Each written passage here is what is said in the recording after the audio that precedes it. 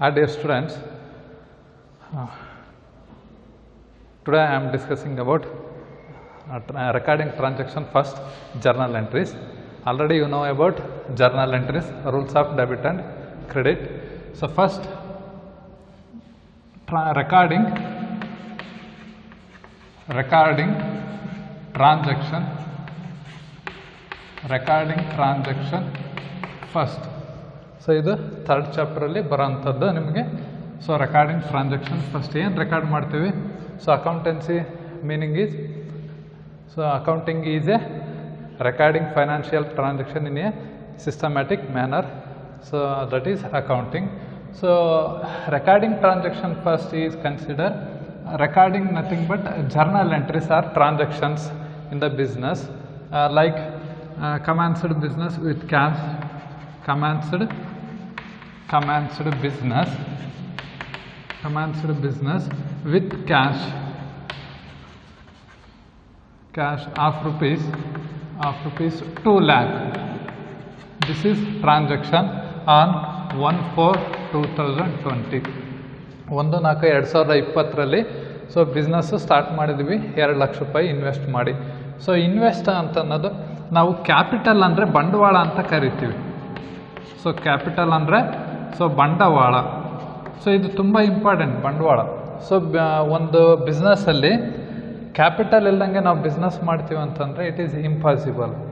So capital ಅನ್ನೋದು ತುಂಬ ಅವಶ್ಯಕತೆ ಇರುತ್ತೆ. ಸೊ ಹಂಗಾಗಿ ಈ ಕ್ಯಾಪಿಟಲನ್ನು ಬಿಸ್ನೆಸ್ಸಲ್ಲಿ ಇನ್ವೆಸ್ಟ್ ಮಾಡಿದರೆ ಸೊ ಅದು ಯಾವ ರೀತಿಯಾಗಿ ರೆಕಾರ್ಡ್ ಮಾಡ್ತೀವಿ ಅನ್ನೋದು ಕೂಡ ಇಂಪಾರ್ಟೆಂಟ್ ಆಗುತ್ತೆ. ಸೊ ಆಲ್ರೆಡಿ ನಾವು ಜರ್ನಲ್ ಎಂಟ್ರೀಸನ್ನು ನೋಡ್ತಾನೆ ಹೋಗ್ತಿದ್ದೀವಿ. ಅಂದರೆ rules of debit and credit ತಿಳ್ಕೊಂಡ್ವಿ. ಸೊ ನೆಕ್ಸ್ಟು ಜರ್ನಲ್ ಎಂಟ್ರೀಸು ಒಂದು 3 to 4 ಪ್ರಾಬ್ಲಮ್ಸನ್ನು ಮಾಡಿದ್ದೀವಿ ಅಂದ್ಕೊಂಡಿದ್ದೀನಿ. ಸೊ ಇಲ್ಲಿ ಪ್ರತಿ ಒಂದು ಪ್ರಾಬ್ಲಮಲ್ಲಿ ಕಮೆನ್ಸ್ಡ್ ಬಿಸ್ನೆಸ್ ವಿತ್ ಕ್ಯಾಶ್ ಅಂತನಾದರೂ ಆಗಿರ್ಬೋದು, ಅಥವಾ business started with cash of rupees 2 lakh. So ಅಂದರೆ ಈ ರೀತಿಯಾಗಾದರೂ ಕೊಡ್ತಾನೆ. ಅಂದರೆ ಎರಡು ಅರ್ಥ ಒಂದೇ ಕೊಡೋದು. ಸೊ ಏನಂದರೆ ಬಿಸ್ನೆಸ್ ಸ್ಟಾರ್ಟ್ ಮಾಡೋದಕ್ಕೆ ಕ್ಯಾಪಿಟಲನ್ನು ಇನ್ವೆಸ್ಟ್ ಮಾಡಿದ್ದೀವಿ, ಎಷ್ಟು? 2 ಲಕ್ಷ ರೂಪಾಯಿ. ಸೊ ಇದಕ್ಕೆ ಜರ್ನಲ್ ಎಂಟ್ರಿ ಏನಾಗುತ್ತೆ? ಸೊ ಬರೆದ್ರೆ 1 ಮಾರ್ಕ್ ಬರುತ್ತೆ. ಅಂದರೆ ಪ್ರತಿಯೊಂದು ಜರ್ನಲ್ ಎಂಟ್ರೀಸ್ ಪ್ರಾಬ್ಲಮನ್ನು 12 ಮಾರ್ಕ್ಸಿಗೆ ಕೇಳ್ತಾನೆ. 12 ಮಾರ್ಕ್ಸಲ್ಲಿ ಜರ್ನಲ್ ಎಂಟ್ರೀಸಲ್ಲಿ ಫಸ್ಟ್ ಎಂಟ್ರಿನೇ ಇದಿರುತ್ತೆ. ಸೊ ಹಂಗಾಗಿ ಎಂಟ್ರಿ ಏನಾಗುತ್ತೆ ಅಂದರೆ ಕ್ಯಾಪಿಟಲನ್ನು ಇನ್ವೆಸ್ಟ್ ಮಾಡ್ತಿದ್ದೀವಿ ಅಂತಂದರೆ ಕ್ಯಾಪಿಟಲ್ ಅನ್ನೋದು ಲಯಬಿಲಿಟಿ ಆಗುತ್ತೆ, ನೆನಪಿರಲಿ. ಸೊ ನಾನು ರೂಲ್ಸ್ ಆಫ್ ಡೆಬಿಟ್ ಆ್ಯಂಡ್ ಕ್ರೆಡಿಟನ್ನು ಹೇಳಬೇಕಾದ್ರೂ ಕೂಡ ಹೇಳಿದ್ದೆ. ಸೊ ಯಾವಾಗ ಒಂದು ಬಿಸ್ನೆಸ್ಸಲ್ಲಿ ಲಯಬಿಲಿಟಿ ಇನ್ಕ್ರೀಸ್ ಆಗುತ್ತೋ ಅದನ್ನ ಕ್ರೆಡಿಟ್ ಮಾಡ್ತೀವಿ. ಸೊ ಯಾವಾಗ ಕ್ಯಾಶ್ ಇನ್ಕ್ರೀಸ್ ಆಗುತ್ತೋ ಬಿಸ್ನೆಸ್ಸಲ್ಲಿ ಡೆಬಿಟ್ ಮಾಡ್ತೀವಿ, ಅಥವಾ ಕ್ಯಾಶ್ ಡಿಕ್ರೀಸ್ ಆಯ್ತು ಅಂದರೆ ಕ್ರೆಡಿಟ್ ಮಾಡ್ತೀವಿ. ಸೊ ಈ ರೀತಿಯಾಗಿ ಹೇಳಿದ್ದೆ. ಸೊ ಇಲ್ಲಿ ಬಿಸ್ನೆಸ್ಸಲ್ಲಿ 2 ಲಕ್ಷ ರೂಪಾಯಿ ಇನ್ವೆಸ್ಟ್ ಮಾಡ್ತಿದ್ದೀವಿ ಅಂದರೆ ಕ್ಯಾಶು ಇನ್ಕ್ರೀಸ್ ಆಗ್ತಾ ಇದೆ. ಸೊ ಇನ್ಕ್ರೀಸ್ ಆಗ್ತಾ ಇದೆ ಅಂದರೆ ಲಯಬಿಲಿಟಿ ಅಂದರೆ ಕ್ಯಾಪಿಟಲ್ ಇನ್ಕ್ರೀಸ್ ಆಗ್ತಿದೆ, ಲಯಬಿಲಿಟಿ ಇನ್ಕ್ರೀಸ್ ಆಗ್ತಿದೆ. ಹಂಗಾಗಿ ನಾವು ಸೊ ಕ್ಯಾಪಿಟಲನ್ನು ಕ್ರೆಡಿಟ್ ಟ್ರೀಟ್ ಮಾಡ್ತೀವಿ. ಸೊ ಒಂದು ಬಿಸ್ನೆಸ್ಸಲ್ಲಿ 2 ಲಕ್ಷ ರೂಪಾಯಿ ಇನ್ವೆಸ್ಟ್ ಮಾಡಿದ್ದೀವಿ ಅಂದರೆ ಬಿಸ್ನೆಸ್ಸಲ್ಲಿ ಕ್ಯಾಶು ಇನ್ಕ್ರೀಸ್ ಆಗ್ತಾ ಇದೆ. ಸೊ ಹಂಗಾಗಿ ಏನು ಮಾಡ್ತೀವಿ? ಡೆಬಿಟ್ ಮಾಡ್ತೀವಿ. ಎಂಟ್ರಿ ಏನಾಗುತ್ತೆ? So cash account debtor to capital account, so ಈ ರೀತಿಯಾಗಿ ಆಗುತ್ತೆ. ಸೊ ಎಂಟ್ರಿ ಇದು ಸಿಂಪಲ್ಲಾಗಿ ಇರೋಂಥದ್ದು. ಇದು ಫಸ್ಟ್ PUC ಜರ್ನಲ್ ಎಂಟ್ರೀಸಿಗೆ ಬರುತ್ತೆ. ಇನ್ ಕೇಸ್ ಸೆಕೆಂಡ್ PUCಗೆ ನೀವು ಓದಬೇಕಾದ್ರೆ ಸೊ ಇದ್ರ ಬೇಸ್ ಮೇಲೆ ತುಂಬ ಅಕೌಂಟ್ಗಳನ್ನ ನಾವು ಪ್ರಿಪೇರ್ ಮಾಡ್ತಾ ಹೋಗ್ತೀವಿ. ಸೊ ಡಿಗ್ರಿಗೂ ಬರುತ್ತೆ, ಮಾಸ್ಟರ್ ಡಿಗ್ರಿಗೂ ಕೂಡ ಬರುತ್ತೆ. ಸೊ ಅಕೌಂಟ್ ಒಂದು ಪ್ರಿಪೇರ್ ಮಾಡ್ತಾಯಿದ್ದೀವಿ ಅಂದರೆ ಜರ್ನಲ್ ಎಂಟ್ರಿ ಬೇಸ್ ಮೇಲೆ ನಾವು ಎಲ್ಲ ಅಕೌಂಟನ್ನು ಪ್ರಿಪೇರ್ ಮಾಡ್ತಾ ಹೋಗೋದು. ಸೊ ಇದು CPT ಕೂಡ ಎಕ್ಸಾಮಿಗೂ ಕೂಡ ಇದು ಸಿಲೆಬಸ್ ಇದೆ. ಸೊ ಇಷ್ಟು ಅಂದರೆ cash account debtor to capital account ಅಂತ ನಾವು ಬರಿತೀವಿ. ಸೊ ಇದು ಬಿಸ್ನೆಸ್ ಸ್ಟಾರ್ಟೆಡ್ ವಿತ್ ಕ್ಯಾಶ್ ಅನ್ನೋದು.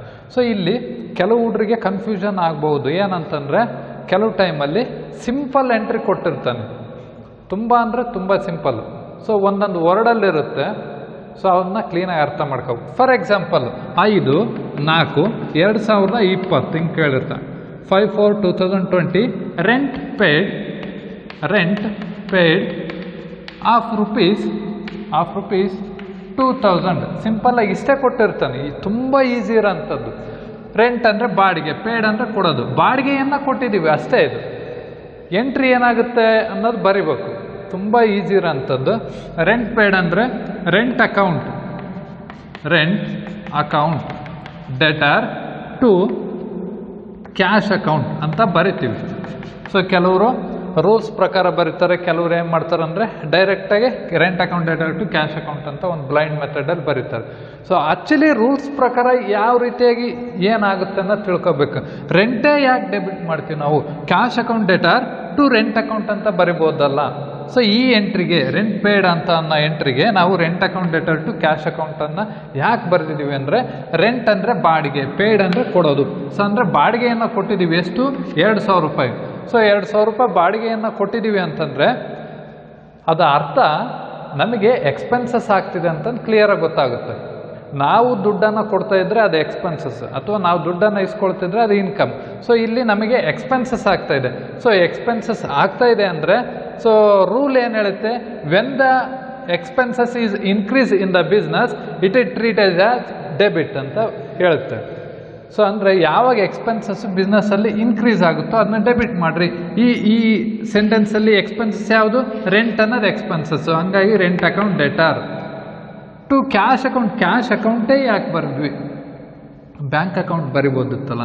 ಸೊ ಇಲ್ಲಿ 2000 ರೂಪಾಯಿ ಬಾಡಿಗೆಯನ್ನು ನಾವು ಕ್ಯಾಶ್ ಅಂದರೆ ನಗದು ರೂಪದಲ್ಲಿ ಕೊಟ್ಟಿದ್ದೀವಿ. ಸೊ ಹಂಗಾಗಿ ನಾವೇನು ಮಾಡ್ತೀವಿ? Rent account debtor to cash account ಅಂತ ಬರೆದ್ವಿ. ಸೊ ಈ ಸಿಂಪಲ್ಲಾಗಿರುತ್ತೆ, easy. For example 7/4/2020 commission paid. So ಅಂದರೆ ಕಮಿಷನನ್ನು ನಾವೇನು ಮಾಡಿದ್ದೀವಿ? ಕೊಟ್ಟಿದ್ದೀವಿ. ಸೊ ಇದು ಎಂಟ್ರಿ ಏನಾಗುತ್ತೆ? ಸೇಮ್ ಎಂಟ್ರಿ ಆಗುತ್ತೆ. ಏನಂತಂದರೆ ಇಲ್ಲಿ ಕಮಿಷನ್ ಅನ್ನೋದು ಕೊಟ್ಟಿದ್ದೀವಿ. ಸೊ ಕಮಿಷನ್ ಕೊಟ್ಟಿದ್ರೆ ಅದು ಕೂಡ ನಮಗೇನಾಗುತ್ತೆ? ಎಕ್ಸ್ಪೆನ್ಸಸ್ ಆಗುತ್ತೆ. ಸೊ ಎಕ್ಸ್ಪೆನ್ಸಸ್ ಆಗೋದ್ರಿಂದ ನಾವೇನು ಮಾಡ್ತೀವಿ? ಕಮಿಷನ್ ಅಕೌಂಟ್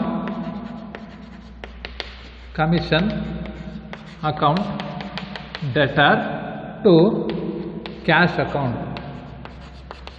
ಸೊ ಈ ರೀತಿಯಾಗಿ ನಾವು ಎಂಟ್ರಿಯನ್ನು ಬರಿತಾ ಹೋಗ್ತೀವಿ. ತುಂಬ ಸಿಂಪಲ್ಲಾಗಿರುತ್ತೆ, ಈಸಿಯಾಗಿರುತ್ತೆ. ಸೊ ಕೆಲವರಿಗೆ ಜರ್ನಲ್ ಎಂಟ್ರೀಸು ಡಿಫಿಕಲ್ಟಿ ಅನ್ನಿಸ್ಬೋದು, ಬಟ್ ಸ್ಟಾರ್ಟಿಂಗ್ ಡಿಫಿಕಲ್ಟಿ ಆಗಬಹುದು. ಯಾವಾಗ ನೀವು ರೂಲ್ಸ್ ಆಫ್ ಡೆಬಿಟ್ ಆ್ಯಂಡ್ ಕ್ರೆಡಿಟನ್ನು ತಿಳ್ಕೊಳ್ತಿರೋ ತುಂಬ ಈಸಿಯಾಗಿರುತ್ತೆ. ಸೊ ಜರ್ನಲ್ ಎಂಟ್ರೀಸು ಕೂಡ. ಸೊ ನೆಕ್ಸ್ಟ್ ಅದಾದಮೇಲೆ ಬೇಸಿಕ್ಕಾಗಿ ಡಿಸ್ಕಷನ್ ಮಾಡೋದಾದರೆ, ನೆಕ್ಸ್ಟ್ ಅದೇ ಎಂಟ್ರಿನ ನೋಡಿ, ರೆಂಟ್ ರಿಸೀವ್ಡ್ ಆಫ್ ರುಪೀಸ್ 4000. ಇಲ್ಲಿ ಒಂದು ವರ್ಡ್ ಚೇಂಜ್ ಆಯಿತು. ರೆಂಟು ರಿಸೀವ್ ಅಂತ ಬರೆದ್ವಿ. ಸೊ ರಿಸೀವ್ ಅಂದರೆ ಇಸ್ಕೊಳ್ಳೋದು. ಬಾಡಿಗೆಯನ್ನು ಇಸ್ಕೊಂಡಿದ್ದೀವಿ. ಬಾಡಿಗೆ ಇಸ್ಕೊಂಡ್ರೆ ನಮಗೆ ಅದು ಏನಾಗುತ್ತೆ? ಇನ್ಕಮ್ ಆಗುತ್ತೆ. ಸೊ ಹಂಗಾಗಿ ಎಂಟ್ರಿ ಏನಾಗುತ್ತೆ? So income, if the increases the income in the business it is treated as credit. So ಯಾವಾಗ ಒಂದು ವ್ಯವಹಾರದಲ್ಲಿ ನಮಗೆ ದುಡ್ಡು ಬರುತ್ತೋ ಅಥವಾ ಇನ್ಕಮ್ ಇನ್ಕ್ರೀಸ್ ಆಗ್ತಾ ಹೋಗುತ್ತೋ ಅದನ್ನ ಕ್ರೆಡಿಟ್ ಟ್ರೀಟ್ ಮಾಡಿರಿ ಅಂತಂದು ರೂಲ್ಸ್ ಆಫ್ ಡೆಬಿಟ್ ಆ್ಯಂಡ್ ಕ್ರೆಡಿಟಲ್ಲಿ ಕ್ಲಿಯರಾಗಿ ನಾನು ಆಲ್ರೆಡಿ ಹೇಳಿದ್ದೆ. ಸೊ ಹಂಗಾಗಿ ನಾವೇನು ಮಾಡ್ತೀವಿ? ಇಲ್ಲಿ ರೆಂಟ್ ಅನ್ನೋದು ಇನ್ಕಮ್ ಆಗುತ್ತೆ. ಸೊ ಕ್ಯಾಶ್ ಅನ್ನೋದು ಇನ್ಕ್ರೀಸ್ ಆಗ್ತಾ ಇದೆ, ಅಂದರೆ ಅಸೆಟ್ ಇನ್ಕ್ರೀಸ್ ಆಗ್ತಿದೆ. ಹಂಗಾಗಿ ನಾವೇನು ಮಾಡ್ತೀವಿ ಅಂದರೆ cash account debtor to rent account ಅಂತ ಬರಿತೀವಿ.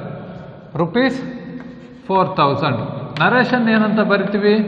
ನರೇಷನ್ ಏನಂದರೆ ಬೀಯಿಂಗ್ ರೆಂಟ್ ರಿಸೀವ್ಡ್. ಸೊ ಇಷ್ಟಿದೆ. ಇದನ್ನೇ rent received of rupees 4000 by cheque ಅಥವಾ ಥ್ರೂ ಬ್ಯಾಂಕ್ ಅಂತ ಕೊಟ್ಟರು ಅಂದರೆ ಇಲ್ಲಿ bank account debtor to rent account ಅಂತ ಬರಿತೀವಿ. ಸಿಂಪಲ್ಲಾಗಿ ಅಂಡರ್ಸ್ಟ್ಯಾಂಡಿಂಗ್ ಮಾಡ್ಕೋಬೇಕು. ಸೊ ಹಂಗಾಗಿ ನಾವು ಜರ್ನಲ್ ಎಂಟ್ರೀಸನ್ನು ಮಾಡಬೇಕಾದ್ರೆ ಡೆಬಿಟ್ ಮತ್ತು ಕ್ರೆಡಿಟ್ ರೂಲ್ಸು ಗೊತ್ತಿರಬೇಕು. ಸೊ ಇದೇ ರೀತಿಯಾಗಿ ಸೊ ಇಲ್ಲಿ 2 ಅಸೆಟ್ ಒಂದೇ ಎಂಟ್ರಿಯಲ್ಲಿ ಬರುತ್ತೆ. For example cash deposited. ಇದು ಭಾಳ ಇಂಪಾರ್ಟೆಂಟು, ಇದನ್ನ ಕ್ಲೀನಾಗಿ ತಿಳ್ಕೊಳ್ಳಿ. Cash deposited to bank of rupees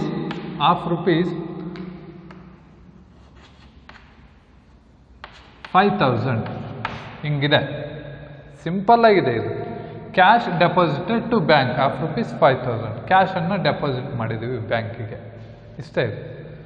ಅರ್ಥ ಏನಂದರೆ ನಮ್ಮ ಕೈಯಲ್ಲಿರುವಂತಹ ನಗದನ್ನು ಬ್ಯಾಂಕಿನಲ್ಲಿರುವಂತಹ ಖಾತೆಗೆ ವರ್ಗಾವಣೆ ಮಾಡಿದ್ದೀವಿ.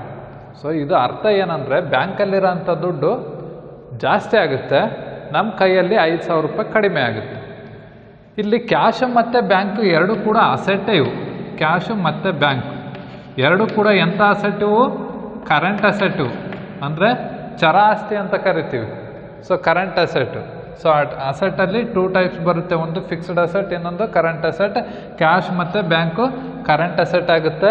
ಸೊ ಇಲ್ಲಿ ಇವೆರಡೂ ಕೂಡ ಅಸೆಟು. ರೂಲ್ ಏನು ಹೇಳುತ್ತೆ ಅಂದರೆ, ಒಂದು ವ್ಯವಹಾರದಲ್ಲಿ ಯಾವ ಅಸೆಟ್ಟು ಇನ್ಕ್ರೀಸ್ ಆಗುತ್ತೋ ಅದನ್ನ ಡೆಬಿಟ್ ಮಾಡಿರಿ, ಯಾವ ಅಸೆಟ್ ಡಿಕ್ರೀಸ್ ಆಗುತ್ತೋ ಅದನ್ನ ಕ್ರೆಡಿಟ್ ಮಾಡಿರಿ ಅಂತಂದು ರೂಲ್ ಹೇಳುತ್ತೆ. ಸೊ ಹಂಗಾಗಿ ಇಲ್ಲಿ ಈ ವರ್ಡಲ್ಲಿ ಅಥವಾ ಈ ಸೆಂಟೆನ್ಸಲ್ಲಿ ಏನು ಅರ್ಥ ಅಂದರೆ, ಕ್ಯಾಶನ್ನು ನಾವು ಬ್ಯಾಂಕ್ ಅಕೌಂಟಿಗೆ ಡೆಪಾಸಿಟ್ ಮಾಡಿದ್ವಿ. ಎಷ್ಟು? 5,000 ರೂಪಾಯಿ. ಸೊ ಅಂದರೆ ಬ್ಯಾಂಕಲ್ಲಿರೋಂತಹ ದುಡ್ಡು ಜಾಸ್ತಿ ಆಯಿತು, ನಮ್ಮ ಕೈಯಲ್ಲಿ ದುಡ್ಡು ಕಡಿಮೆ ಆಯಿತು. ಯಾಕೆ ಕಡಿಮೆ ಆಯಿತು ಅಂದರೆ, ನಮ್ಮಲ್ಲಿ ಇರುವಂತಹ 5,000 ರೂಪಾಯಿ ದುಡ್ಡನ್ನು ಬ್ಯಾಂಕ್ ಅಕೌಂಟಿಗೆ ಹಾಕಿದ್ವಿ. ಸೊ ಇವಾಗ ಇನ್ಕ್ರೀಸ್ ಆಗ್ತಾ ಇರೋದು ಯಾವುದು? ಬ್ಯಾಂಕ್ ಇನ್ಕ್ರೀಸ್ ಆಗ್ತಾ ಇದೆ. ಅಂದರೆ ಬ್ಯಾಂಕ್ ಅನ್ನುವಂತಹ ಅಸೆಟ್ಟು ಇನ್ಕ್ರೀಸ್ ಆಗ್ತಾ ಇದೆ, ಕ್ಯಾಶ್ ಅನ್ನುವಂಥ ಅಸೆಟ್ಟು ಡಿಕ್ರೀಸ್ ಆಗ್ತಾ ಇದೆ. ಸೊ ರೂಲ್ ಏನು ಹೇಳುತ್ತೆ, ಯಾವ ಅಸೆಟ್ ಇನ್ಕ್ರೀಸ್ ಆಗುತ್ತೋ ಅದನ್ನ ಡೆಬಿಟ್ ಮಾಡಿರಿ. ಇಲ್ಲ ಅಸೆಟ್ ಯಾವ್ದು ಇನ್ಕ್ರೀಸ್ ಆಗ್ತಿರೋದು? ಬ್ಯಾಂಕು. ಸೊ ಹಂಗಾಗಿ ನಾವೇನು ಮಾಡ್ತೀವಿ, bank account debtor. So bank account debtor to ಯಾವುದು ಡಿಕ್ರೀಸ್ ಆಗೋದು? Cash. To cash account. Bank account debtor to cash account. So ಎಷ್ಟು ಇದು ಡೆಪಾಸಿಟ್ ಮಾಡಿರೋದು? 5,000 ರೂಪಾಯಿ, 5,000. ಸೊ ನರೇಶನ್ ಏನಂತ ಬರ್ತೀವಿ? Being cash deposited to bank ಅಂತ ಬರಿತೀವಿ. Narration nothing but explanation of the transaction. So ಈ ರೀತಿಯಾಗಿ ನಾವು ಎಂಟ್ರಿಯನ್ನು ಬರಿತಾ ಹೋಗ್ತೀವಿ. ಸೊ ಇಲ್ಲಿ ಇನ್ ಕೇಸ್ ಇದೇ ಎಂಟ್ರಿನ ಇನ್ನೊಂದು ರೀತಿಯಾಗಿ ಇದ್ರ ಬೇಸ್ ಮೇಲೆ ಇನ್ನೊಂದು ಎಂಟ್ರಿ ಬರುತ್ತೆ. ಏನಂದರೆ ಕ್ಯಾಶ್ ವಿತ್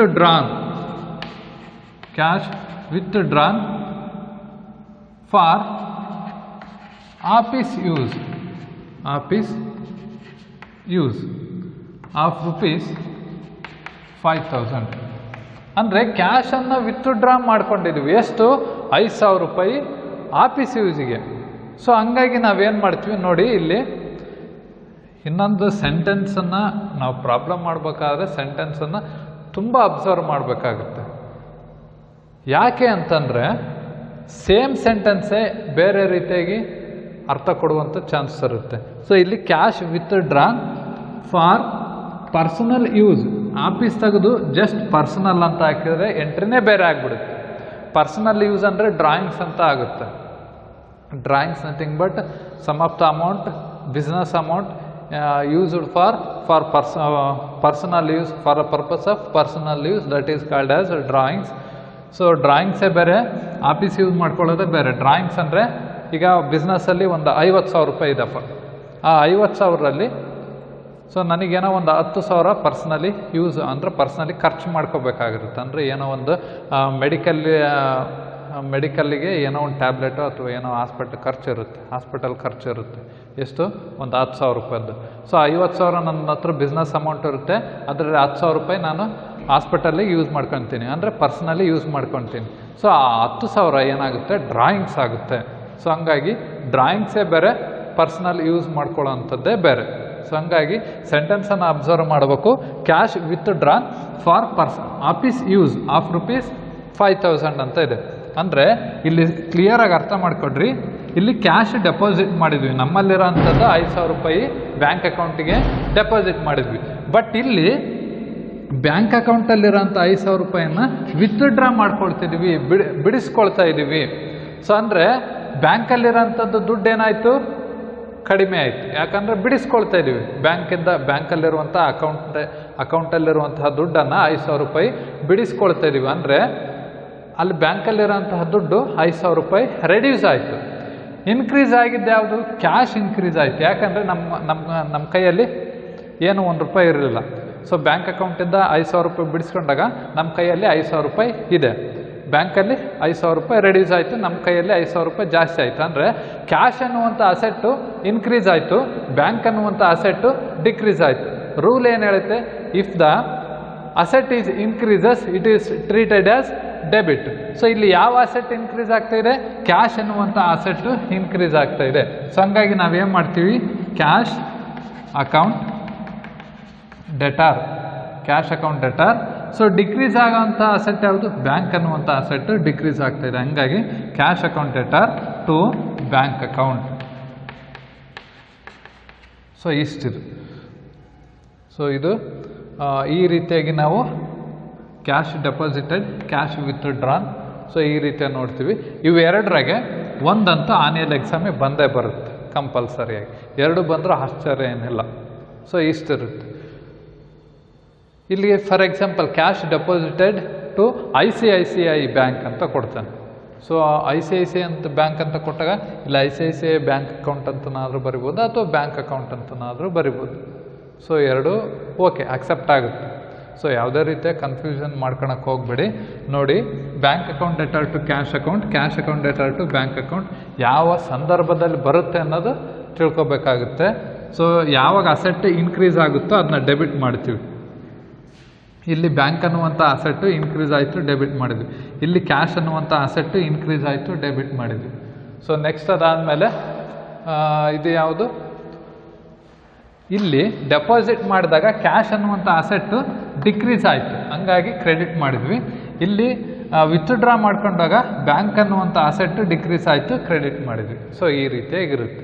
ಸೊ ಅಂದರೆ depend upon journal entries base ಮೇಲೆ ನಾವು ಟ್ರಾನ್ಸಾಕ್ಷನನ್ನು ಮಾಡ್ತಾ ಹೋಗ್ತೀವಿ. ಸೊ ಯಾವುದೋ ಬ್ಲೈಂಡ್ ಮೆಥಡಲ್ಲಿ ನಾವು ಅರ್ಥ ಮಾಡ್ಕೊಳ್ಳೋಕ್ಕಾಗಲ್ಲ. ರೂಲ್ಸ್ ಏನಿದೆಯಲ್ಲ ಡೆಬಿಟ್ ಮತ್ತು ಕ್ರೆಡಿಟ್, ಆ ರೂಲ್ಸ್ ಪ್ರಕಾರನೇ ನಾವು ಜರ್ನಲ್ ಎಂಟ್ರೀಸನ್ನು ಮಾಡ್ತಾ ಹೋಗಬೇಕು. ಸೊ ಇಷ್ಟೇ ಸಿಂಪಲಾಗಿ ತಿಳ್ಕೊಳ್ಳಿ.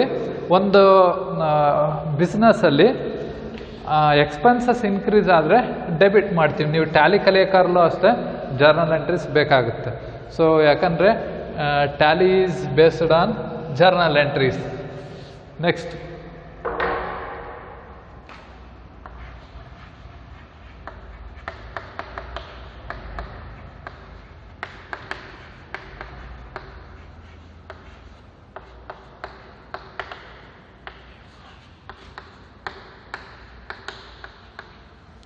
Advertisement expenses. ಅಡ್ವರ್ಟೈಸ್ಮೆಂಟ್ ಅಂದರೆ ಜಾಹೀರಾತು ಅಂತ ಕರಿತೀವಿ. ಎಕ್ಸ್ಪೆನ್ಸಸ್ ಅಂದರೆ ವೆಚ್ಚ. ಅಂದರೆ ಜಾಹೀರಾತಿಗೋಸ್ಕರ ಏನು ಮಾಡಿದ್ದಾರೆ, 5,000 ರೂಪಾಯಿಯನ್ನು ಖರ್ಚು ಮಾಡಿಬಿಟ್ಟಾರೆ. ಸೊ ಅಂದ್ರೆ ಅದು ಕೂಡ ಎಕ್ಸ್ಪೆನ್ಸಸ್ ಆಗುತ್ತೆ. ಸೊ ಅವಾಗ ಏನು ಮಾಡ್ತೀವಿ ಅಂದರೆ ನಾವು ಜರ್ನಲ್ ಎಂಟ್ರೀಸನ್ನು ಪಾಸ್ ಮಾಡಬೇಕು. ಇಲ್ಲಿ ನೋಡಿ ಸಿಂಪಲ್ಲಾಗಿ ಅರ್ಥ ಮಾಡ್ಕೊಳ್ಳಿ. ಜರ್ನಲ್ ಎಂಟ್ರೀಸ್ ಎಕ್ಸ್ಪೆನ್ಸಸ್ ಪೇಯ್ಡ್ ಅಂತ ಇದೆ. ಅಂದರೆ ನಾವು ಪೇಯ್ಡ್ ಅಂದರೆ ಕೊಡುವಂಥದ್ದು, ನಾವು ಕೊಟ್ಟಿದ್ದೀವಿ, ದುಡ್ಡು ಕೊಟ್ಟಿದ್ದೀವಿ ಅಂದರೆ ನಮಗೆ ಎಕ್ಸ್ಪೆನ್ಸಸ್ ಆಗುತ್ತೆ. ಇಲ್ಲಿ ಏನು ಎಕ್ಸ್ಪೆನ್ಸ್ ಆಗುತ್ತೆ, ಅಡ್ವರ್ಟೈಸ್ಮೆಂಟ್ ಎಕ್ಸ್ಪೆನ್ಸಸ್ ಆಗುತ್ತೆ ನಮಗೆ. ಸೊ ಹಂಗಾಗಿ ನಾವೇನು ಮಾಡ್ತೀವಿ, if the expenses is increase, which is the expenses, advertisement expenses is increases in the business. How much, 5,000 is increases. That's why advertisement expenses is treated as debit side. advertisement expenses account debtor to 5,000 ರೂಪಾಯಿ ಏನು ನಗದು ಕೊಡ್ತಿದ್ವಿ, cash ಕೊಡ್ತಾ ಇದ್ವಿ, to cash account. Sir ಇಲ್ಲಿ cash ಅಂತ ಕೊಟ್ಟೇ ಇಲ್ಲಲ್ಲ ಸರ್, ಹೆಂಗೆ ಕನ್ಸಿಡರ್ ಮಾಡ್ತೀರಿ ಅಂತ ಕೆಲವರು ಡೌಟ್ಸ್ ಕೇಳ್ಬೋದು. ಬಟ್ ಅದನ್ನ ನಾವು ಅಂಡರ್ಸ್ಟ್ಯಾಂಡಿಂಗ್ ಮಾಡ್ಕೊಳ್ತೀವಿ. ಏನಂದರೆ 5,000 ರೂಪಾಯಿ ಕ್ಯಾಶೇ ಕೊಟ್ಟಿದ್ವಿ. ಸ್ಪೆಸಿಫಿಕ್ಕಾಗಿ ಅವ್ರು ಏನಾದರೂ ಚೆಕ್ ಅಂತ ಕೊಟ್ಟರೆ ಅಥವಾ ಬ್ಯಾಂಕ್ ಅಂತ ಕೊಟ್ಟರೆ ನಾವು ಟು ಬ್ಯಾಂಕ್ ಅಕೌಂಟ್ ಅಂತ ಬರಿತೀವಿ. ಸೊ ಈ ರೀತಿಯಾಗಿ ನಾವು ಜರ್ನಲ್ ಎಂಟ್ರೀಸನ್ನು ಪಾಸ್ ಮಾಡಬೇಕು. Advertisement expenses account debtor to cash account ₹5,000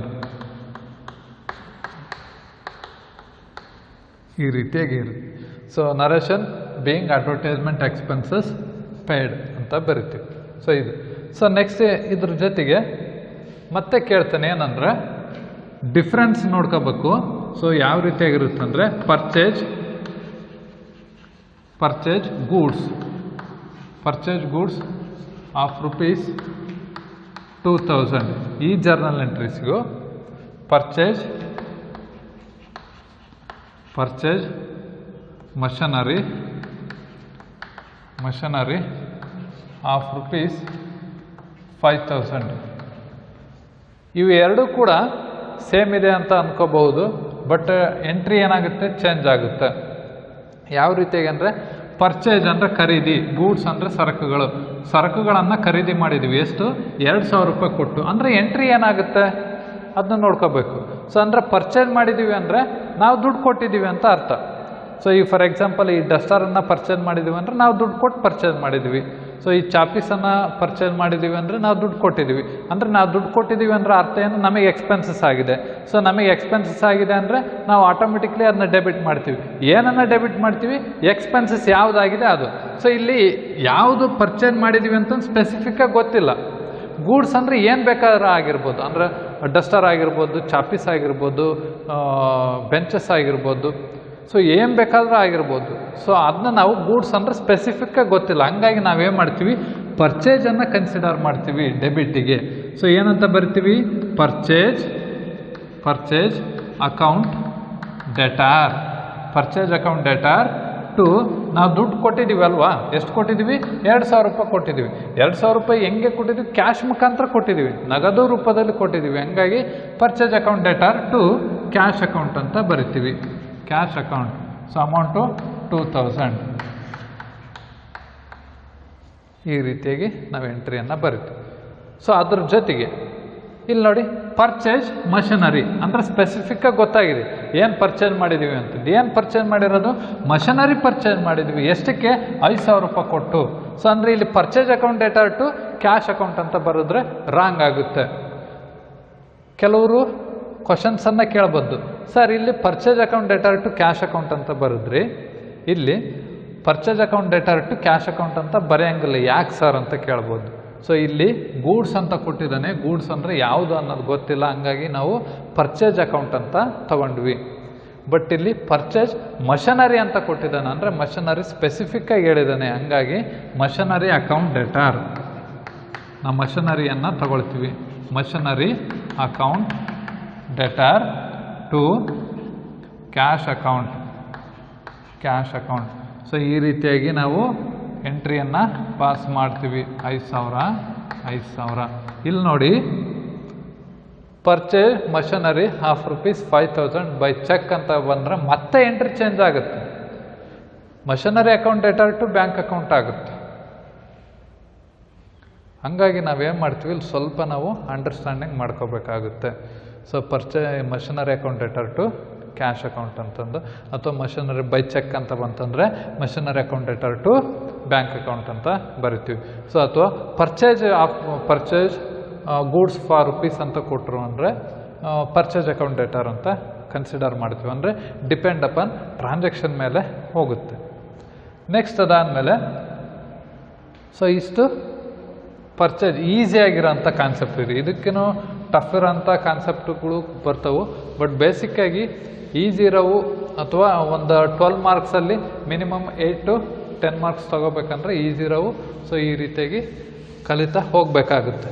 next ಅದಾದಮೇಲೆ ಈ ಸೇಲ್ಸಿಗೆ ಬಂದರೆ ಸೋಲ್ಡ್ ಗೂಡ್ಸ್ ಅಂತ ಕೊಡ್ತಾನೆ. ಸೋಲ್ಡ್ ಗೂಡ್ಸ್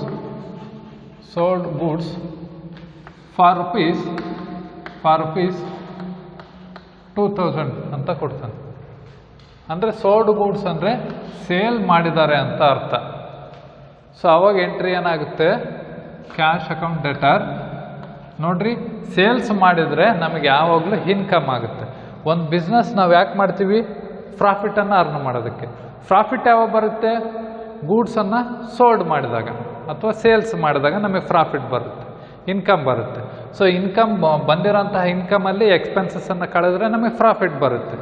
ಸೊ ಈಗ ನಮಗೆ ಇನ್ಕಮ್ ಯಾವ ರೀತಿಯ ಬರುತ್ತೆ? ಗೂಡ್ಸನ್ನು ಸೋಲ್ಡ್ ಮಾಡೋದ್ರ ಮುಖಾಂತರ ಅಥವಾ ಸೇಲ್ಸ್ ಮಾಡೋದ್ರ ಮುಖಾಂತರ. So sales is A major income for business. ಅಂದ್ರೆ ಸೊ ಇನ್ಕಮಿಗೆ ಒಂದು ಮೇಜರ್ ಇನ್ಕಮ್ ಅಂದರೆ ಸೇಲ್ ಮಾಡಿ ನಾವು ಪ್ರೊಡ್ಯೂಸ್ ಮಾಡಿದಂಥ ಪ್ರಾಡಕ್ಟನ್ನು ಸೇಲ್ ಮಾಡೋದು. ಸೊ ಅವಾಗ ಏನು ಮಾಡ್ತೀವಿ? ಸೇಲ್ ಅನ್ನೋದು ಇನ್ಕಮ್ ಆಗುತ್ತೆ. ಇನ್ಕಮನ್ನು ನಾವು ಯಾವಾಗಲೂ ಕ್ರೆಡಿಟ್ ಸೈಡ್ ಟ್ರೀಟ್ ಮಾಡ್ತೀವಿ.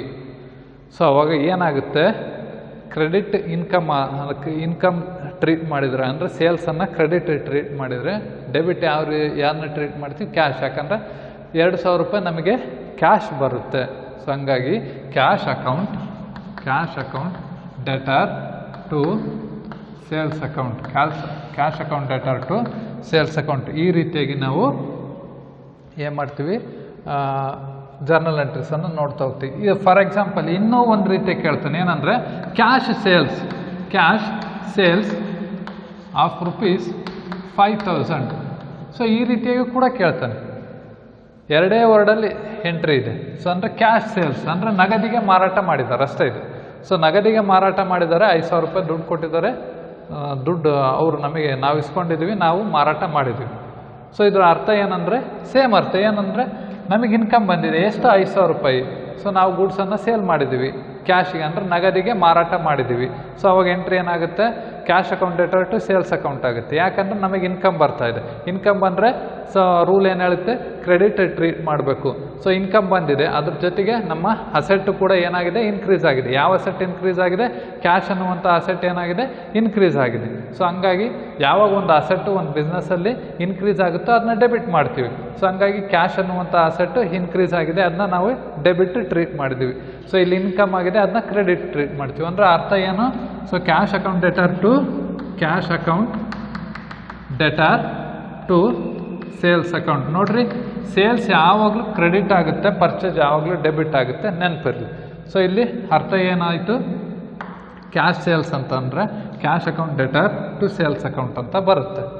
ಸೊ ಕೆಲವು ಟೈಮಲ್ಲಿ ಚಾರಿಟೇಬಲ್ ಟ್ರಸ್ಟ್ ಡೊನೇಟ್ ಮಾಡಿದಾಗ ಅವು ಪರ್ಚೇಸ್ ಇದ್ದದ್ದು ಕೂಡ ಕ್ರೆಡಿಟ್ ಆಗೋಂಥ ಚಾನ್ಸ್ ಇರುತ್ತೆ. ಎಲ್ಲೋ ಎಕ್ಸೆಪ್ಷನಲ್ ಕೇಸ್. ಸೊ ಅದನ್ನ ಒಂದು ಕ್ಲಾಸಲ್ಲಿ ಮತ್ತೆ ಡಿಸ್ಕಷನ್ ಮಾಡ್ತಾ ಹೋಗೋಣ. ಸೊ ಇಲ್ಲಿ ಮೇಜರಾಗಿ ಸೊ ಸೇಲ್ಸ್ ಏನಾಗುತ್ತೆ, ಕ್ರೆಡಿಟ್ ಆಗುತ್ತೆ, cash account debtor to sales account ಆಗುತ್ತೆ. ನೋಡ್ರಿ, ಸೋಲ್ಡ್ ಗೂಡ್ಸು ಅಥವಾ ಕ್ಯಾಶ್ ಸೇಲ್ಸ್ ಅಂದರೆ ಎರಡೂ ಕೂಡ ಒಂದೇ ಅರ್ಥ. ನೆಕ್ಸ್ಟ್ ಇದು ಸೇಲ್ಸಿಗೆ ಸಂಬಂಧಪಟ್ಟಿರೋಂಥದ್ದು. ನೆಕ್ಸ್ಟ್ ಅದಾದಮೇಲೆ ಈಗ ಕೆಲವು ಟೈಮ್ ಪರ್ಚೇಸ್ ಮಾಡ್ತೀವಿ. ಯಾವ ರೀತಿಯ ಪರ್ಚೇಸ್ ಮಾಡ್ತೀವಿ ಅಂದರೆ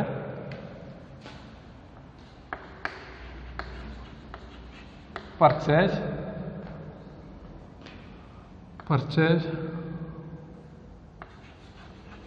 goods from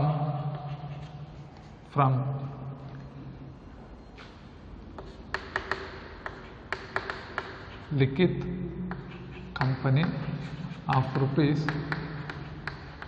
2,000. ನೋಡ್ರಿ, ಗೂಡ್ಸನ್ನು ಪರ್ಚೇಸ್ ಮಾಡಿದ್ದಾರೆ, ಯಾರಿದ್ದ, ಲಿಖಿತ್ ಕಂಪನಿ ಕಡೆಯಿದ್ದ. ಸೊ ಅವಾಗ ಎಂಟ್ರಿ ಏನಾಗುತ್ತೆ, purchase account debtor to Likhit company account ಆಗುತ್ತೆ. Purchase account debtor to Likhit company account. So 2,000 narration being purchase goods from Likhit company. So ಈ ರೀತಿಯ ಬರುತ್ತೆ. ಇನ್ನು ಕೆಲವು ಟೈಮಲ್ಲಿ ಏನು ಮಾಡ್ತಾರಂದರೆ ಗೂಡ್ಸ್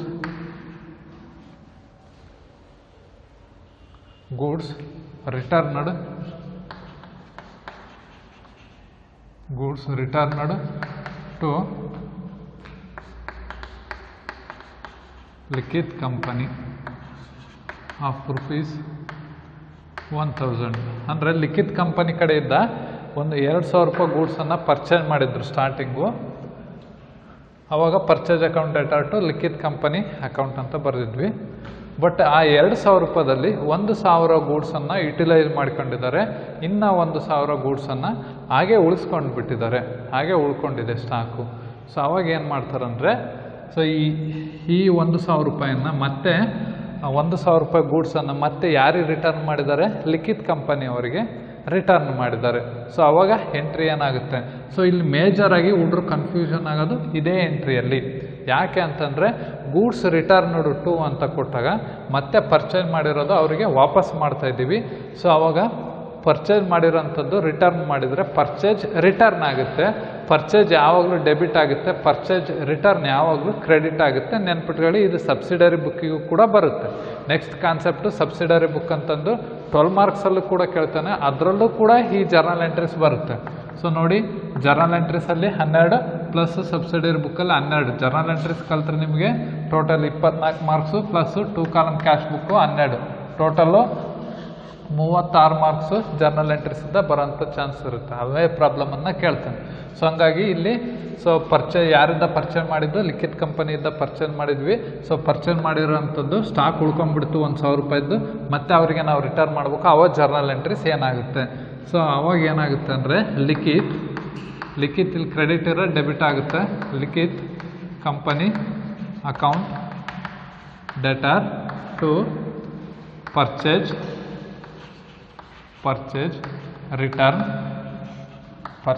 ರಿಟರ್ನ್ ಅಕೌಂಟ್. ಸೊ ಎಷ್ಟು? 1000. ಸೊ ಈ ರೀತಿಯಾಗಿ ನಾವು ಜರ್ನಲ್ ಎಂಟ್ರೀಸನ್ನು ಪರ್ಚೇಸ್ ಮತ್ತು ಪರ್ಚೇಸ್ ರಿಟರ್ನಿಗೆ ಮಾಡ್ತೀವಿ. ಪರ್ಚೇಸ್ ಯಾವಾಗಲೂ ಎಕ್ಸ್ಪೆನ್ಸಸ್ ಆಗುತ್ತೆ, ಪರ್ಚೇಸ್ ರಿಟರ್ನ್ ಯಾವಾಗಲೂ ಇನ್ಕಮ್ ಆಗುತ್ತೆ. ಅದಕ್ಕೆ ಆ ಬೇಸ್ ಮೇಲೆ ನಾವು ರೂಲ್ಸ್ ಮೇಲೆ ನಾವು ಟ್ರೀಟ್ ಮಾಡ್ತಾ ಹೋಗ್ತೀವಿ. ಸೊ ಇಷ್ಟಿದು ಅಂದರೆ ಪರ್ಚೇಜು ಮತ್ತು ಪರ್ಚೇಸ್ ರಿಟರ್ನಿಗೆ ಸಂಬಂಧಪಟ್ಟಿರೋ ಅಂಥದ್ದು. ನೆಕ್ಸ್ಟ್ ಅದಾದಮೇಲೆ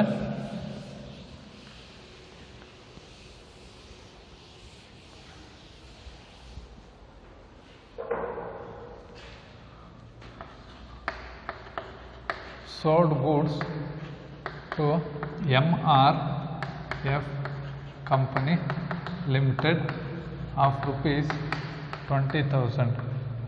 ಸೊ ಅಂದರೆ ಗೂಡ್ಸನ್ನು ಸೋಲ್ಡ್ ಮಾಡಿದ್ದೀವಿ, ಅಂದರೆ ಮಾರಾಟ ಮಾಡಿದ್ದೀವಿ. ಯಾರಿಗೆ? MRF ಕಂಪನಿ ಲಿಮಿಟೆಡ್ ಅವ್ರಿಗೆ. ಎಷ್ಟು? 20,000 ರೂಪಾಯಿದ್ದು. ಸೊ ಎಂಟ್ರಿ ಏನಾಗುತ್ತೆ? So cash account debtor to MRF company limited account. ಎಷ್ಟು? 20,000. 20,000 ರೂಪಾಯಿ ಗೂಡ್ಸನ್ನು ಮಾರಾಟ ಮಾಡಿದ್ದೀವಿ ಅಂದರೆ ನಮಗೆ 20,000 ದುಡ್ಡು ಬಂತು. So narration being sold goods to MRF company limited. So ಈ ರೀತಿ ಬರಿತೀವಿ. ಸೊ 20,000 ರೂಪಾಯಿ ನಮಗೆ ಇನ್ಕಮ್ ಆಯಿತು. ಸೊ ಇವಾಗ ಏನು ಮಾಡ್ತೀವಿ? ನೆಕ್ಸ್ಟ್ ಎಂಟ್ರಿಯಲ್ಲಿ goods returned from MRF company limited. ಅಂದರೆ ಗೂಡ್ಸು ರಿಟರ್ನ್ ಆಗಿದೆ. ಯಾರಿಂದ? MRF ಕಂಪನಿಯಿಂದ. ಎಷ್ಟು? 5,000 ರೂಪಾಯಿ ಗೂಡ್ಸನ್ನು ವಾಪಸ್ ಕೊಟ್ಟಿದ್ದಾರೆ. ಅಂದರೆ ನಾವು 20,000 ರೂಪಾಯಿದು ಗೂಡ್ಸನ್ನು ಮಾರಾಟ ಮಾಡಿದ್ವಿ. ಮಾರಾಟ ಮಾಡಿದಂಥ 20,000ರಲ್ಲಿ 5,000 ರೂಪಾಯಿ ಗೂಡ್ಸು ವಾಪಸ್ ಕೊಟ್ಟಿದ್ದಾರೆ. ಸೊ ನಮಗೆ ಅದು ಯೂಸ್ ಆಗಿಲ್ಲ, ಮತ್ತೆ ನೀವು ನಿಮ್ಮ ಕಂಪನಿಗೆ ವಾಪಸ್ ತಗೊಳ್ರಿ ಅಂತಂದು. ಸೊ ಅವಾಗ ಎಂಟ್ರಿ ಏನಾಗುತ್ತೆ ಅಂದರೆ, ಸೊ ಇಲ್ಲಿ MRF ಕಂಪನಿ ಲಿಮಿಟೆಡ್ ಅನ್ನೋದು ಏನಾಗುತ್ತೆ, ಇದು ಏನಾಗುತ್ತೆ ಅಂತಂದರೆ sold goods to MRF company limited ಏನಾಗುತ್ತೆ ಅಂದರೆ MRF company limited account debtor to sales account ಆಗುತ್ತೆ ಇದು. ನೆಕ್ಸ್ಟ್ ಅದಾದಮೇಲೆ ಇಲ್ಲಿ sales return account debtor to MRF company limited account ಆಗುತ್ತೆ. ಎಷ್ಟು? 5,000. ಅಂದರೆ MRF ಕಂಪನಿ ಲಿಮಿಟೆಡ್ ಅವರಿಗೆ 20,000 ರೂಪಾಯಿ ಗೂಡ್ಸನ್ನು ಮಾರಾಟ ಮಾಡಿದ್ವಿ. ಅದರಲ್ಲೇ 15,000 ರೂಪಾಯಿ ಯುಟಿಲೈಸ್ ಮಾಡ್ಕೊಂಡಿದ್ದಾರೆ. 5,000 ರೂಪಾಯಿ ಹಾಗೆ ಉಳ್ಕೊಂಡಿದೆ. ಆ 5,000 ರೂಪಾಯಿನ ಮತ್ತೆ ಅವ್ರು ಏನು ಮಾಡಿದ್ದಾರೆ, ಮತ್ತೆ ನಮಗೆ ರಿಟರ್ನ್ ವಾಪಸ್ ಕೊಟ್ಟಿದ್ದಾರೆ. ಸೊ ಅವಾಗ ರಿಟರ್ನ್ ವಾಪಸ್ ಕೊಟ್ಟಾಗ ಸೇಲ್ಸ್ ಮಾಡಿದಂಥದ್ದು ಮತ್ತೆ ರಿಟರ್ನ್ ಆಗಿದೆ ಅಂದರೆ ಅರ್ಥ ಸೇಲ್ಸ್ ರಿಟರ್ನ್ ಆಗಿದೆ. Sales return account debtor to MRF company limited account. ಈ ರೀತಿ ಆಗುತ್ತೆ. ಸೊ ಅಂದರೆ ಸೇಲ್ಸಿಗೂ ಮತ್ತು ಸೇಲ್ಸ್ ರಿಟರ್ನಿಗೂ ಸೊ ಆಗುವಂತಹ ಡಿಫ್ರೆನ್ಸಸ್ಸನ್ನು ನೋಡ್ಕೋಬೇಕಾಗುತ್ತೆ. ಸೊ ಇಲ್ಲಿ ಸೇಲ್ಸ್ ಯಾವಾಗಲೂ ಕ್ರೆಡಿಟ್ ಆಗುತ್ತೆ, ಸೇಲ್ಸ್ ರಿಟರ್ನ್ ಯಾವಾಗಲೂ ಡೆಬಿಟ್ ಆಗುತ್ತೆ. ಪರ್ಚೇಸ್ ಯಾವಾಗಲೂ ನೋಡಿ ಸಿಂಪಲಾಗಿ ತಿಳ್ಕೊಳ್ಳಿ, ಪರ್ಚೇಸ್ ಯಾವಾಗಲೂ ಡೆಬಿಟ್ ಆಗುತ್ತೆ, ಸೇಲ್ಸ್ ಯಾವಾಗಲೂ ಕ್ರೆಡಿಟ್ ಆಗುತ್ತೆ. ಪರ್ಚೇಸ್ ರಿಟರ್ನ್ ಯಾವಾಗಲೂ ಕ್ರೆಡಿಟ್ ಆಗುತ್ತೆ, ಸೇಲ್ಸ್ ರಿಟರ್ನ್ ಯಾವಾಗಲೂ ಡೆಬಿಟ್ ಆಗುತ್ತೆ. ಸೊ ಯಾಕೆ ಅಂತಂದರೆ ಪರ್ಚೇಸ್ ಮಾಡಿದರೆ ನಾವು ದುಡ್ಡು ಕೊಡ್ತಾ ಇದ್ದೀವಿ, ಸೇಲ್ಸ್ ಮಾಡಿದ್ರೆ ನಮಗೆ ದುಡ್ಡು ಬರ್ತಾ ಇದೆ. ಪರ್ಚೇಸ್ ರಿಟರ್ನ್ ಮಾಡಿದರೆ ನಮಗೆ ದುಡ್ಡು ಬರುತ್ತೆ, ಸೇಲ್ಸ್ ರಿಟರ್ನ್ ಮಾಡಿದರೆ ನಮ್ಮಿಂದ ದುಡ್ಡು ಹೋಗುತ್ತೆ. ಸೊ ಈ ರೀತಿಯಾಗಿರುತ್ತೆ. ಇದನ್ನ ನಾವು ಅರ್ಥ ಮಾಡ್ಕೊಂಡ್ರೆ ನಾವು ಏನು ಮಾಡ್ತೀವಿ, ಸಬ್ಸಿಡರಿ ಬುಕ್ ಅಂತ ಬರುತ್ತೆ ನಿಮಗೆ 12 ಮಾರ್ಕ್ಸಿಗೆ. ಆ ಸಬ್ಸಿಡರಿ ಬುಕ್ಕನ್ನು 12 ಮಾರ್ಕ್ಸಿಂದ ನಾವೇನು ಮಾಡ್ಬೋದು, ಪರ್ಫೆಕ್ಟಾಗಿ 12 ಮಾರ್ಕ್ಸಿಗೆ ಪ್ರಾಬ್ಲಮನ್ನು ಮಾಡ್ಬೋದು. ಸೊ ಜರ್ನಲ್ ಎಂಟ್ರಿ ಕಲಿಯೋದ್ರಿಂದ ಇದಕ್ಕೂ ಕೂಡ ಯೂಸ್ ಇರುತ್ತೆ. ಸೊ ಇಷ್ಟು ರೆಕಾರ್ಡಿಂಗ್ ಆಫ್ ಟ್ರಾನ್ಸಾಕ್ಷನ್ ಫಸ್ಟಿಗೆ ಸಂಬಂಧಪಟ್ಟಿರೋಂಥದ್ದು. ಸೊ ತುಂಬ ಜರ್ನಲ್ ಎಂಟ್ರೀಸ್ ಬರುತ್ತೆ. ಇವು ಬೇಸಿಕ್ ಜರ್ನಲ್ ಎಂಟ್ರೀಸ್ ಅಂದರೆ ಈಸಿಯಾಗಿ ಮಾಡಬಹುದಾದ ಟ್ರಾನ್ಸಾಕ್ಷನ್ ಇವೆಲ್ಲವು. ಸೊ ಇದಕ್ಕೂ ಕೂಡ ಟಫ್ ಇರೋಂಥವು ಟ್ರಾನ್ಸಾಕ್ಷನ್ನು ಕೂಡ ಇದಾವೆ. ಸೊ ಅವನ್ನೇನೆಂದರೆ ಫಸ್ಟ್ ಈ ಬೇಸಿಕ್ ಜರ್ನಲ್ ಎಂಟ್ರೀಸನ್ನು ಪರ್ಫೆಕ್ಟ್ ಆಗ್ತಾ ಹೋಗಬೇಕು. ಸೊ ಇದು ಪರ್ಫೆಕ್ಟ್ ಆದರೆ ಅಂದರೆ ನೆಕ್ಸ್ಟ್ ಟಫ್ ಇರೋವನ್ನು ಕೂಡ ಈಸಿಯಾಗಿ ಅಂಡರ್ಸ್ಟ್ಯಾಂಡ್ ಮಾಡಿಕೊಂಡು ಈಸಿಯಾಗಿ ಸೊಲ್ಯೂಷನನ್ನು ಮಾಡ್ಬೋದು. ಸೊ ಇಷ್ಟು ರೆಕಾರ್ಡಿಂಗ್ ಆಫ್ ಟ್ರಾನ್ಸಾಕ್ಷನ್ ಫಸ್ಟಿಗೆ ಸಂಬಂಧಪಟ್ಟಿರೋಂಥದ್ದು. ನೆಕ್ಸ್ಟ್ ಕ್ಲಾಸಲ್ಲಿ ಮತ್ತೆ ನೆಕ್ಸ್ಟ್ ಟ್ರಾನ್ಸಾಕ್ಷನ್ ಬಗ್ಗೆ ಡಿಸ್ಕಸ್ ಮಾಡ್ತಾ ಹೋಗೋಣ. So thank you all.